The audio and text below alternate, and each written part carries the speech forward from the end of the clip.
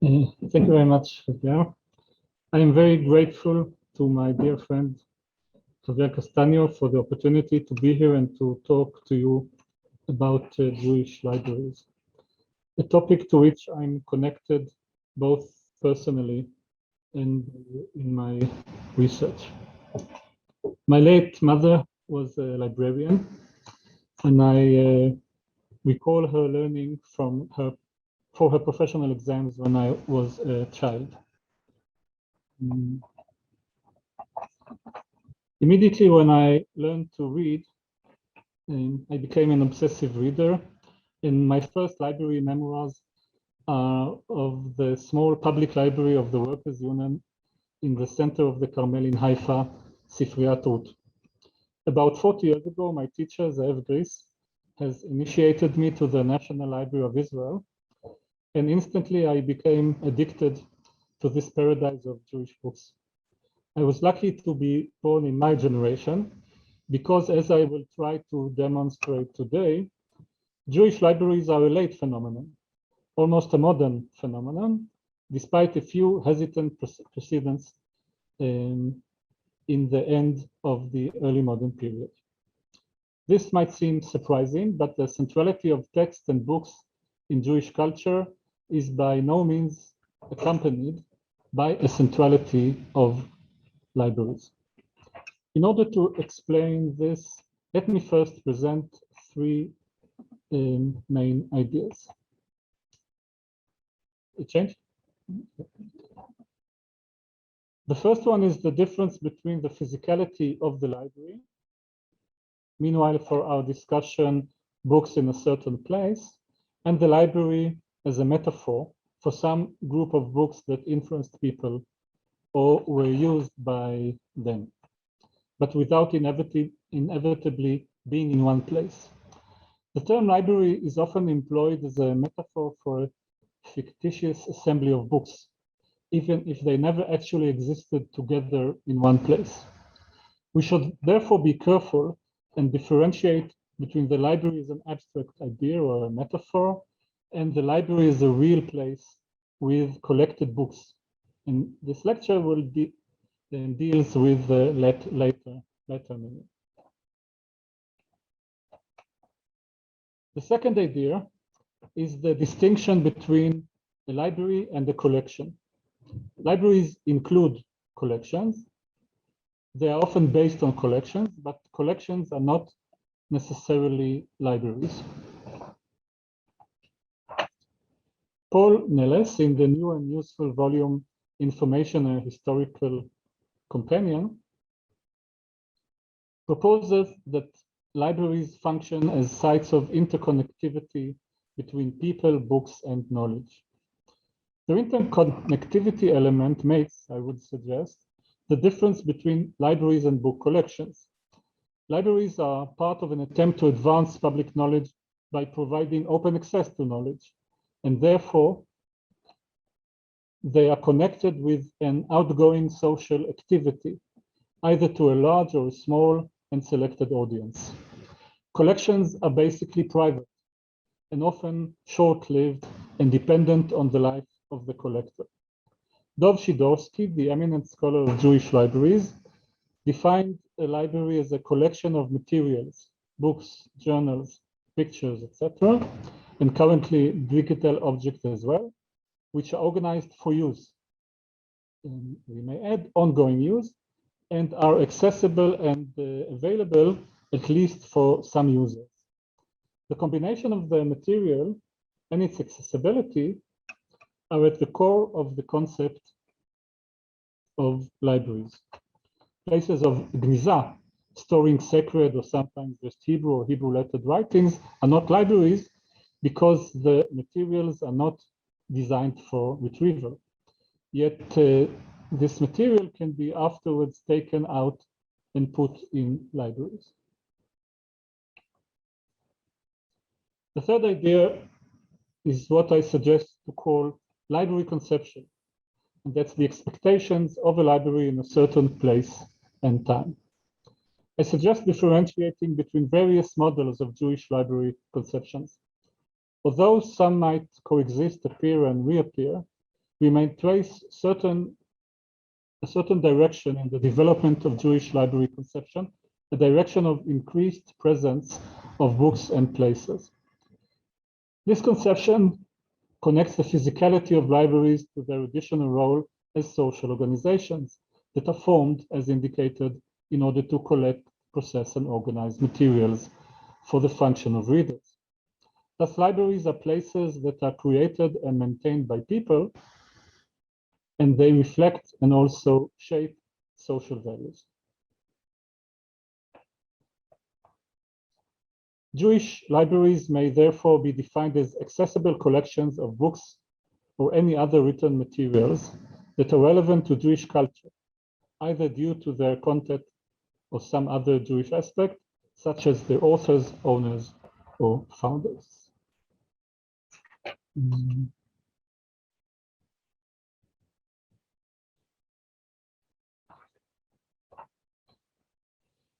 As said before, it is surprising that the centrality of text and books in Jewish culture, with its long, varied, and multi-layered textual and literary history, as I said before, it is surprising that the centrality of text and books in Jewish culture, with its long, varied, and multi-layered textual and literary history, does not correspond by any means to the place in this culture of libraries during most of its long existence. In the grim words of Leopold Zunz, who wrote the first survey about Jewish collections, before the invention of the art of book printing, there can be no talk of actual Jewish libraries. Several factors are responsible for the lack of Jewish libraries, apart from a few private ones. As for the background, in the Bible, there is no evidence or hint of the existence of a library.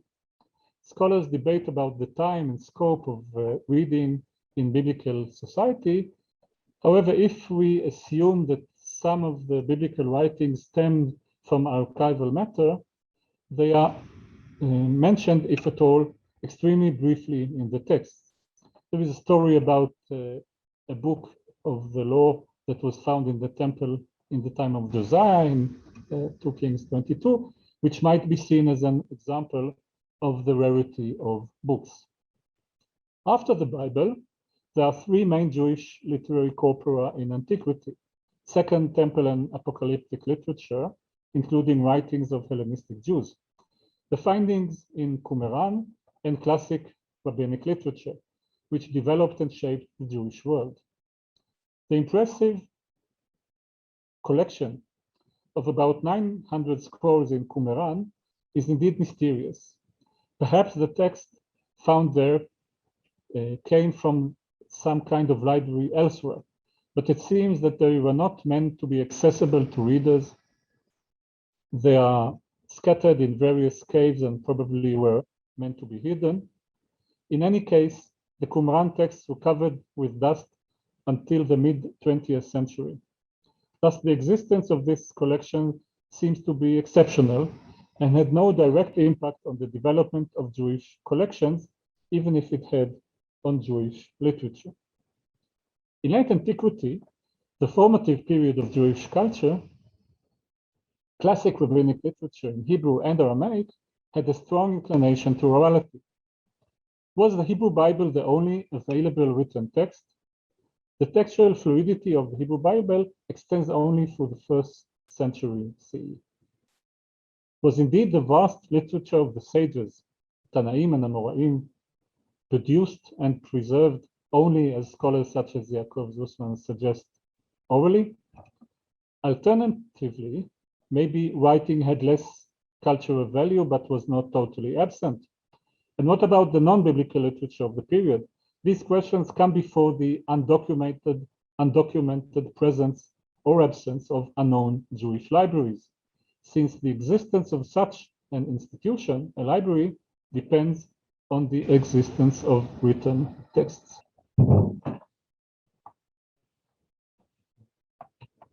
Josephus noted that in contrast to the Greeks, among us, the Jews, there are no thousands of books in disagreement and conflict with each other, but only 22 books containing the record of all time, which are rightly trusted.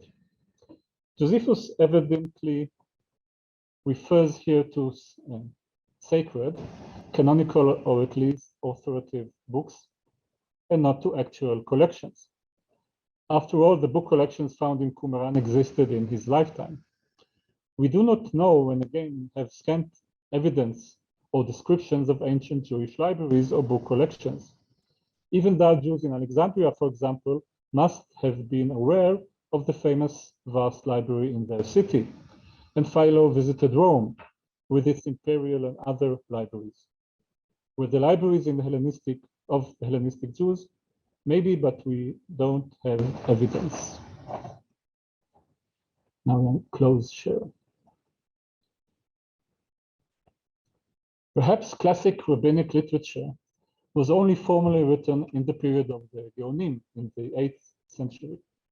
So not only was there no Jewish equivalent of the Library of Alexandria, its incarnation with its 700,000 scrolls might have only partially affected Jewish Hebrew or Aramaic written culture.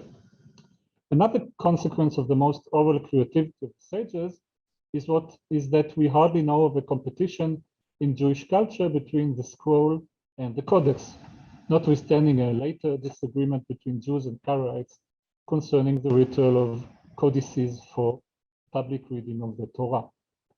While the Pentateuch and some other biblical works were kept in scrolls, classic rabbinic literature was written down when codices ruled, and presumably were recorded accordingly. Perhaps the regulations for preserving books from impurity were also paradoxically instrumental for the lack of Jewish libraries. When inspecting the place of media in Jewish culture, it is apparent that Jews enthusiastically adopted new forms of media while simultaneously preserving the older ones. They accepted the Codex while retaining the Pentateuch and the 5 Megillot in scrolls. They eagerly embraced print, but continued writing certain legal and ritualistic texts, stam writing, by hand. And this is out of the scope of this lecture, but I will just mention it briefly for the sake of completion of the argument. They were among the first to use digital media for their texts and studies, but maintained a robust print culture for use on Sabbath and holidays in accordance with Orthodox halakha. After discussing antiquity, let us move now to the medieval world. Christian scriptoria in monasteries in which monks copied their texts have a long ongoing history. Throughout the medieval period. In striking contrast, in medieval Ashkenaz, there were no centralized location with all the books for scholars to use and quote. Jewish writers often complained about not having basic texts to consult and employ. To acquire their textual knowledge, they were forced to travel from teacher to teacher and from locale to another, from one locale to another, without the foreknowledge of which books were to be found in each place. Yehuda ibn Tibon from Lunel in the 12th century, the pioneering father of the family of translators from Judeo-Arabic to Hebrew, who owned a uniquely rich private library, which I will discuss later on, reminded his son in his most students, I'm quoting from his ethical will, most students must bustle about to seek books, often without finding them. In Europe, the first actual Jewish book collections were medieval and private, marked by their scattered, fragmented, and missing materials. As much as they had the notion of the more complete libraries, the owners of the generally small collections were aware of the libraries being only partial. Moreover, those small collections were often confiscated by the local Christian authorities when Jews were expelled. Moritz Steinschneider sarcastically said of the rarity of Jewish manuscripts in Iberia that it was easier to burn books when possible together with their owners rather than to read and understand them. Since the book represented the Jews, they were often considered suspicious and dangerous. So this is the first Jewish library conception, that of the missing, fragmented, and scattered library. The initial stages of the missing and fragmented library conceptions are characterized by a lack of systematization in organizing books and lists. Scholars suggested that Eastern Karaite synagogues might have had small collections of books, and perhaps the family of Maimonides had a family collection in Cairo that was later taken to Aleppo. The earliest book lists from the Cairo Gniza, published by Nehemiah Aloni, mention the books in no specific order, not grouped according to genre or function, and those lists resemble an arbitrary inventory, list of objects without a theoretical unifying concept. Only later do we find preliminary attempts to categorize the books that are in the library according to genres, but without scope of missing books in the topic, despite the existence of Muslim libraries. The situation in Christian Europe was not vastly different than that of Muslim Europe and the Muslim East. Malachi Bet Aryeh inferred from his study of Jewish manuscripts that their production was not an organized fashion, in contrast with the Christian manuscripts manufactured in scriptoria, but mostly for personal use. His conclusion is that Jews had almost no copying centers and just a few private libraries, but no communal ones. An extraordinary example of organized catalog of a private library is the book list of the 14th century provincial rabbi and scholar Levi ben Gersonides. This catalog is beautifully arranged according to categories such as Bible, Talmud, and commentaries, among other genres. This list is one of the first documents that portrays systematic thinking about the order of books in libraries. Gersonides was one of the first to organize books according to abstract textual categories, genres and not physical ones, like the size of the books, the material of the codex, the kind of the cover. However, his library was also partial in many of the topics. A legend about the composition of the Tosafot, literary editions, the medieval Ashkenazic commentary on the Talmud, testifies to this reality of lack of libraries. A characterization of the Tosafot is the comparison of the Talmudic text in its totality. The legend stated that Rabbi Yaakov Dampier, one of the central rabbis who composed this commentary, had 60 students, and each of them had knew by heart one Talmudic tractate. In this manner, they could compare the text of all the Talmud when they studied. Although this story does not seem factual, its very telling assumes a situation in which possessing several copies of Talmudic manuscripts was unfeasible. The lack of public medieval Jewish libraries might be the result of the high price of manuscripts, perhaps the most expensive item in a medieval household, the instability of Jewish life in exile, and especially after Christendom, the decentralized structure of Jewish political and social organization, and the internalization of texts by learners. There were some medieval private collections, and maybe some of them were semi-public. True, Christians had royal and monastic libraries, but one may wonder how public, in fact, they were. Yet Christians and Muslims enjoyed the advantage of being a ruling majority in the conditions of their libraries. The lack of libraries is also connected to the lack of books. In the medieval period, many scholars did not have basic books, and sometimes they did not even know where to get them. Private libraries were personal and therefore dependent on the interests of their owner, as well as their funds and the availability of the books themselves. Synagogues and cemeteries serve the whole community, while libraries, especially those containing expensive manuscripts, were for the use of the select few. In the synagogue, the cantor had a prayer book, but not the ordinary participants. Books were not kept in synagogues, as we can learn from one of the first examples of writing in Yiddish, a 13th century Yiddish blessing for the one who carries the heavy machzor, prayer book for high holidays, to the synagogue in the verse machzor.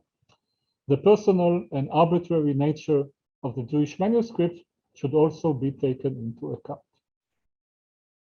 Among the known medieval Iberian Jewish private libraries are, for example, those of Chasdai ibn Shaprut of Hisdai, Ismail ibn Agara, Shmuel Hanagid of Granada, Yuda ibn Tibon in Provence, and Leo Mosconi of Majorca in the 14th century. Mosconi had almost 200 manuscripts, and his private library was analyzed in detail by Catherine Kutzman-Appel. Some of these codices were bought after his death by the Jewish author of the Catalan Atlas of 1375. There are also other testimonies on private library in early 15th century Spain. To mention again Sunz's quote, Jewish libraries developed mostly after printing, with its larger number of printed books, as well as connected cultural developments such as the Renaissance, the Reformation, and Hebraism. It was thus only the 17th century, with the publication of Siftei Yeshanim, the first printed Hebrew bibliography in Amsterdam in 1680, that we find a comprehensive list of titles of books, according to their topic, and not just a list of books which are in a certain room by a certain author, commentaries to a certain text, or books which belong to a certain person, attributes which are external to the book itself and may reflect an unsophisticated systematization of books. Two other kinds of library concepts completed the missing and fragmented one, the landing library and the eternalized library conception. Despite the rarity of books and their extremely high capital value, Jewish texts emphasize the obligation to lend books.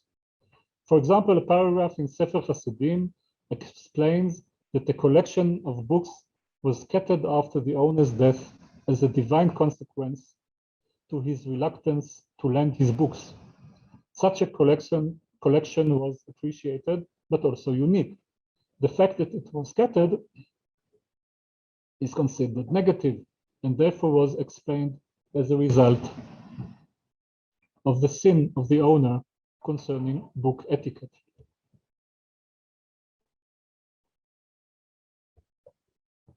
Indeed, Sefer Hasidim highly regards books, and their appreciation includes a sharp awareness of the rarity and arbitrary place. Out of this appreciation of the missing books and fragmented collection, it asks merchants to bring missing books when they return to their own town from business trips. Medieval scholars internalized, that is, memorized by heart, the texts that they encountered during their travels for study, when they could not copy them. Those arbitrary meetings with texts were often fateful and could change the intellectual or spiritual development of the scholar who found a unique text, as well as his disciples and readers.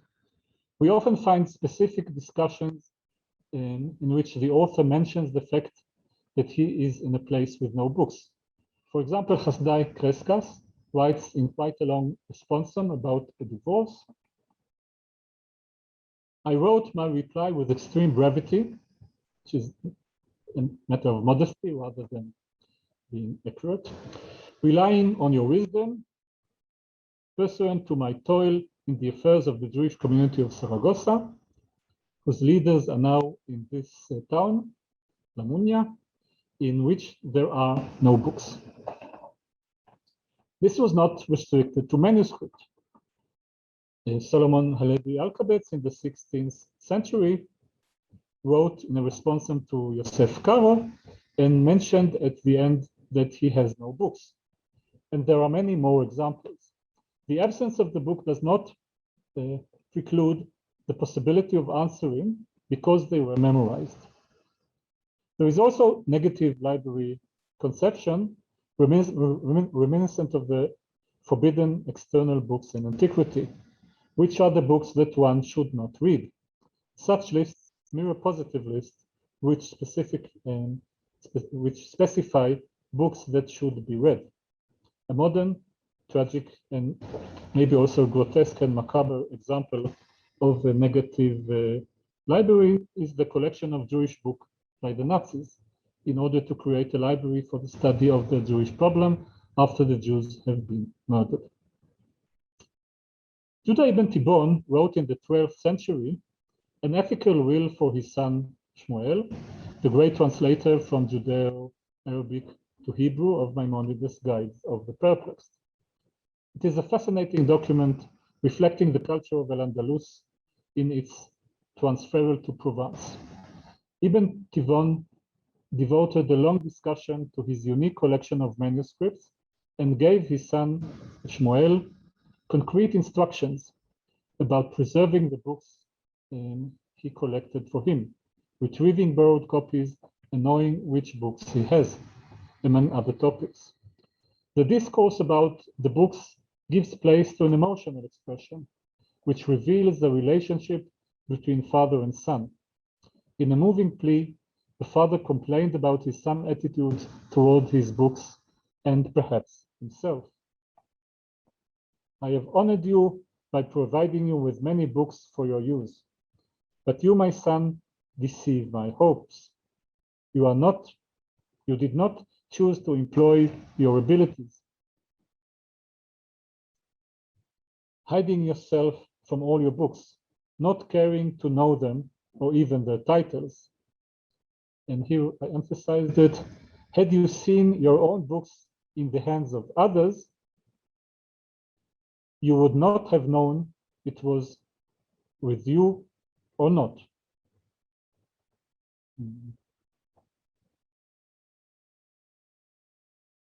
Without asking me. You did not even consult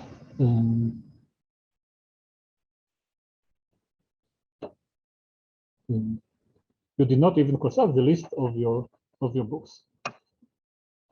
The complaint against not recognizing the books is illuminating because it reveals the personal connection of the collector to each one of his books and his recognition of them as exclusively identified personal object. The son may be a master of the text, but is less interested in the form of the various volumes as a physical object. In another passage, Ibn Tibbon says, examine your Hebrew books every new moon, the Arabic volumes once in 2 months, and the bound codices once every quarter. Arrange everything in fair order, so to avoid worrying yourself in searching for the book you need. Always know the case and chest where the books should be. A good plan would be to set in each compartment a written list of the book that are contained in it. If then you are looking for a book, you could see from the list the exact place it occupies without arranging all the books, and cast your eye frequently over the list of books so you will know what books you have. And I think it's meaningful that the division here is between like Arabic and bound, not according to the topic, and that the books are in compartments and not on shelves. They are not gathered in groups, or they're not gathered in groups according to topics, and they're not seen as groups of topics, but as groups of physical objects. Never refuse to lend books to anyone who has the means to purchase books for himself, but only do so to those who can be trusted to return the volumes. Take particular care of your books, because your books are your good treasure. If you lend a volume, make a memorandum before it leaves your house. And when it is returned, draw your pen over the entry. every Passover and Tabernacle, calling all books out on loan. It should be books, not books. As was common in pre-modern libraries, Ibn Tibbon kept his books in closed chests and cabinets, according to their size and not by topic.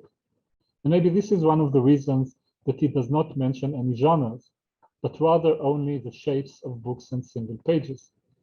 Moreover, he does not use any term meaning library. He only speaks about books. Yet he presents the beautiful image of the collection of books as a garden. My son, make your books your companions. Let your cases and shelves be your orchards and gardens. Bask in their paradise, gather their fruit, and pluck their roses and their spices and their myrrh.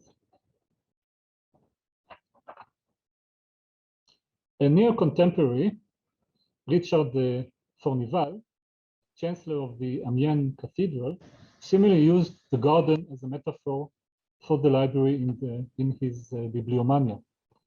However, in his description, the library's contents were arranged according to subjects, unlike Ibn Tibbon's orchards and gardens. And it's possible that the origin actually comes from maybe from Persia or from the East. And now I would like to move to print. Clearly, the technology of print completely changed the availability of books by dramatically increasing the number of copies available and lowering their price. Consequently, the possibility of collecting books and establishing libraries became much more attainable. The library conception that arose at this stage is that of the professional collection, which defined a set of books that one needs for being a professional in any text-based topic.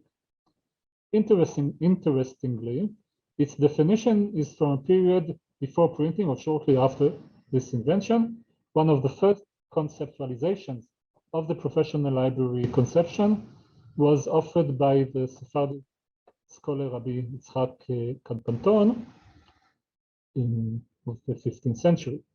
In a methodological work titled Darchei Agmara, published in Constantinople in the beginning of the 16th century, Kanpanton exhibits a more developed understanding of the values of groups of books on certain subjects, concluding his work with these words: "The wisdom of a man reaches only as far as his books.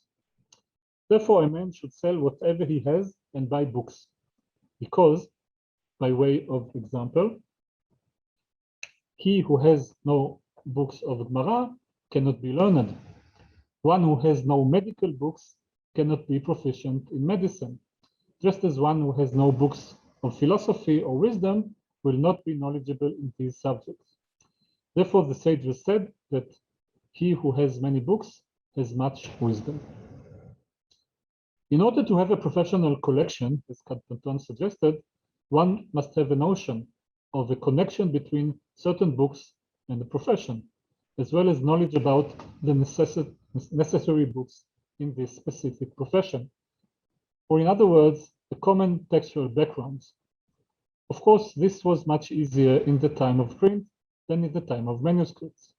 However, manuscript did not vanish when printing dominated, but was still preserved and produced, as well as combination of print and manuscript.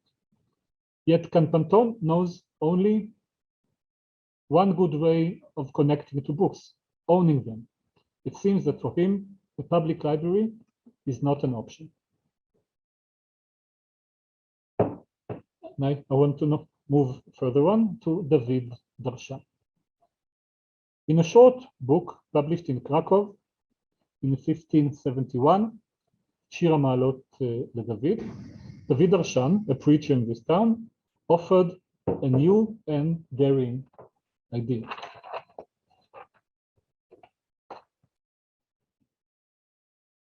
He succeeded in collecting more than 400 books, a sizable quantity. John Harvard, in the beginning of the 17th century, gave a similar number of books to the university, and thus began the Harvard University Library.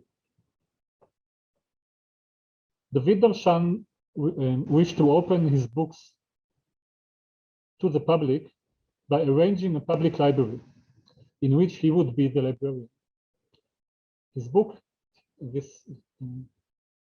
presenting this suggestion, is an utopian text, and the program was not fulfilled. However, it bears great importance to the idea of a library. This author foresaw and understood so much about the social and cultural meaning of the library and its connection to the organization of knowledge. A preacher who belonged to the secondary elite, David Darshan had no official community position, must be conversant with the concern of his audience for his preaching to be received. Darshan seemed to sense the new place that printed books had started to play in the Jewish cultural scene. The relatively cheaper price of printed books enabled him to form a collection of 400 books of his own. He tells that he collected the books since he was 19, which was 25 years ago. The average accumulation is about 16 books a year. And it seems that Darshan was persistent in searching for opportunities to buy books despite his modest means. His acquisitions were from various places. There were yet no bookstores in which he could acquire the books or a Jewish bibliography that he could consult. Finding them was a challenge. Darshan also wrote a Torah scroll, so he tells us, as well as hundreds of amulets. This was his livelihood, or part of his livelihood. And his writing skills, as well as his keen interest in the organization of knowledge, is also reflected in the Kabbalistic diagram, Ilan Sfirot, that he copied in Modena in 1556, now in the British Library. And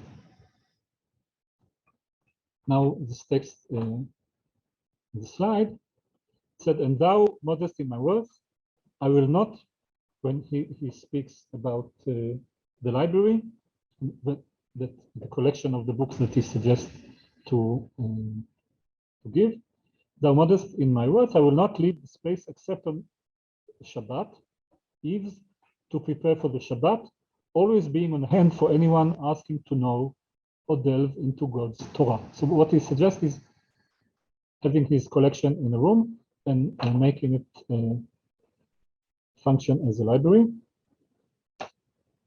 And he speaks about the necessities. And there is no time for a person to be engaged in the study of the Torah in order to know the real meaning of the commandments. On some occasions, he has the time but no book. On others, he has the book but no understanding. Thus, when he enters the study hall, his deficiency, whatever it may be, will be supplied. And if he understands better than I do, I shall not be ashamed to learn from him.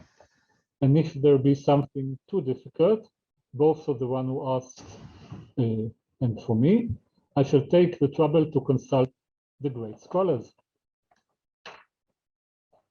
And I also undertake to be available at all times, every day for at least an hour, to instruct the simple folk about some commentator or some decisor or about the Bible in accordance with their desires and as much as they choose, which will be of great benefit to the children of the indigent. In addition, I shall outline the fine points of a book for teachers of children. In these paragraphs, Darshan faced the new challenges that the expanding world of printed books brought to its users. It enabled a new transmission of knowledge, yet the widening circle of readers also faced frustrations. Now there are various layers of students, each with his special needs while using books. Darshan described his position as a combination of a librarian, information specialist, teacher, and scholar. He did not claim that owning these books necessarily made him master of their knowledge, and he declared that he was ready to learn from everyone who knew better than him. He did not want to interfere with the social classification and stressed the point that his innovative idea is not for the sake of making a living from a community position. However, his comment that he still wishes to receive food or charity which is given during celebration, such as weddings, is moving and proves the gap between his ambitious plan and his modest means.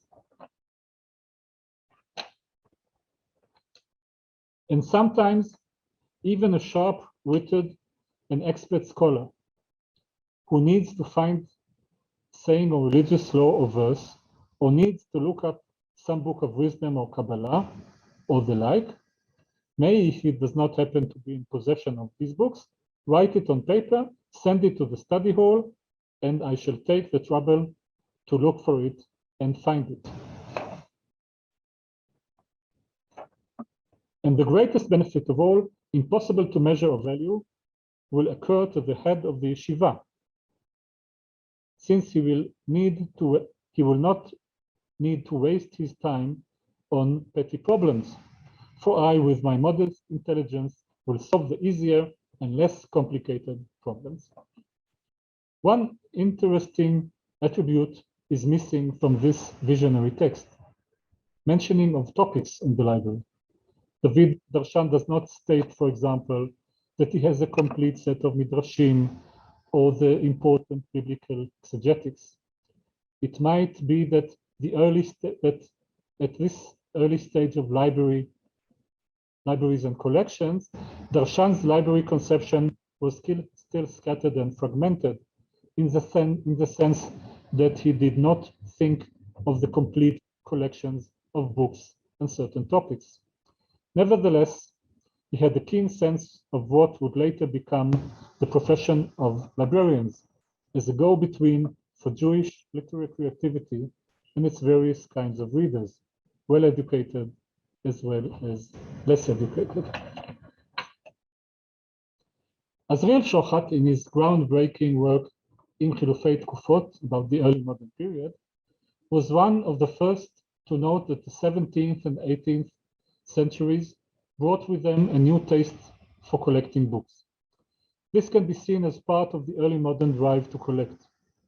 Most private libraries were quite small, but there were some examples of comparative large libraries of rich people. And Shifra Baruchson studied early modern Italian Jewish libraries through the list of books that Mantua Jews were obliged to submit to the Christian census in 1595. In those lists, there were more than 400 private libraries, most of them quite small, around 50 books. Among the exquisite private libraries were those of David Oppenheim, the chief rabbi of Prague, probably the biggest and most professional, as well as those of court Jews such as Zalman Emrich Gompertz, Zis Oppenheim, Shmuel Wertheimer, and others. Some rabbis also had impressive libraries, such as Mordechai Katz, Jacob Strimer, the brother of the bibliographer Shabtai Batz, and Asher Marx. The publication of Siftei Yeshanim in Amsterdam in 1680, briefly discussed earlier, marked a new stage in the notion of Jewish books and libraries. The bibliography enabled viewing Judaism as a culture that is based on its books and represented by them. From this concept stems two main notions of library conception: the complete library, which is a continuation of the professional one, and the national library. The idea of the professional library opened the gate to book collecting, which became more established in the Renaissance by Jews and non-Jews, the later mainly Hebraism. David Oppenheim, who died in 1786, owned about 7,000 printed books and 1,000 manuscripts. His collection also absorbed other similar collections of previous collectors. He gave the Hebrew printers of his time good quality paper and sometimes parchment of his own in order that they would print a superb quality copy for him when they are printing book for others. Because of this, his library contained several unique copies, books that were not distributed for some reason or otherwise lost. The Oppenheim collection was bought by the Oxford Library in 1829. The catalogue of the Bodleian Connection in Latin, prepared by Moritz Schleifschneider, is a treasure of information and reveals the amazing breadth of knowledge of the founder of scientific Jewish bibliography. We can see here a model that is apparent in many libraries which brought or received in some other way important collections, thereby benefiting from the endeavors of scholars and experts. There are numerous examples of this. This model is similar to that of entrepreneurs in other fields and their families. Collectors have the passion, the ability, the knowledge to collect and thus succeed in acquiring important texts. Often they do not succeed in tempting the next generation into this venture. And if they are lucky enough, their collection is brought to an establishment that has the necessary management, routine and staff to take care of it. Returning to the early modern period, this was the time in which Christian Hebraists also collected Hebrew books for their own professional libraries. Such were the libraries, for example, of Johannes Reuchlin, Johannes Buxtorf the Elder, and Johann Heinrich Huttinger. Again, we find the model of the individual who collects books which institutions later acquire. An effective way to know the early modern collectors is Benjamin Richler's Guide to Hebrew Manuscript Collections, in which one can find libraries with Hebrew manuscripts anywhere in the world, together with the sources of the collection. And although the guide focuses on manuscripts, most libraries mentioned there have also printed books. The library of the Etz Chaim Study Hall in Amsterdam was one of the first public professional Jewish libraries and the oldest to exist still today. This is one developed example of a library of a study hall, Talmud Torah, a phenomenon that became quite widespread in Jewish Europe from the 18th century onward. Apparently, the first library of study halls were in Italy, which may have been the cradle of Jewish public libraries. In the 17th century, we know of the library of the study hall in Verona. The learned bookseller, Menachem Mendel Zlatkin, who lived in the 20th century, published in 1950 a fascinating volume of fictional prose in Hebrew, which he named from the memory book of a Lithuanian rabbi in the 17th century.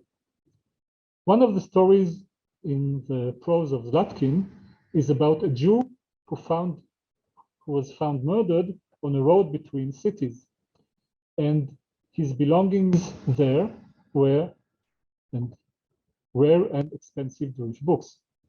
It was discovered that these books were stolen from the study house he had visited before, and this was the way he made his living, by roaming between study houses and stealing important and neglected books from the library. The local rabbis in Zlatkin's fiction decide to keep this incident secret in order not to affect the existing study house libraries and to safeguard their innocence as places open to all male learners. Fiction though it may be, the story reveals an important aspect of the study house libraries. During their initial development, they were usually unorganized, unregulated, and unmanaged. The main function of the study houses was study, and the library acted as an aid to study and not necessarily as an end for itself. Exceptions are the Etz Chaim Library in Amsterdam and some Italian library, as I mentioned. In the Ottoman Empire, Jewish book collections usually belonged to scholars, affluent collectors, and small study houses. Sometimes the benefactor of a yeshiva, religious seminary, would let the students use his collection. Several fires in Saloniki and Istanbul damaged their respective collections. Furthermore, as Yaron Benae and Noach Gerber noted, from the 17th century, many Oriental manuscripts were sold to European visitors and merchants. Edward Pocock and Robert Huntington bought Arabic and Hebrew manuscripts in Aleppo, and their collections were subsequently bought by the Bodleian Library of Oxford in 1693. Hebrew manuscripts were also sent to Paris. Thus, Jewish collections benefited from this process of organization on great non-Jewish libraries. It was only in the 19th century that Jews began to organize public libraries of their own. Although the topic of my talk was medieval and early modern Jewish libraries, let me conclude with a modern memoir from the beginning of the 20th century, told by Zalman Shazar, who became the third president of the State of Israel. Shazar described his experience in the glorious collections of Baron David Ginsburg in St. Petersburg, who invited young students of Jewish culture to roam silently in his magnificent library on Sunday early mornings. Ginsburg went after them, and if they had questions, he answered and explained. And Shazar tells, I remember that after the first Dam lesson, when I left this library, my rabbi, the late Baron Ginsburg, asked me what is my impression of the lesson. I told him that I was astonished from the wealth of books, and that I wonder how one can get to read so many books. And he answered me, you are already in the beginning of the path. Maybe this is part of the charm of books and libraries. They always put us at the beginning of the path. Thank you.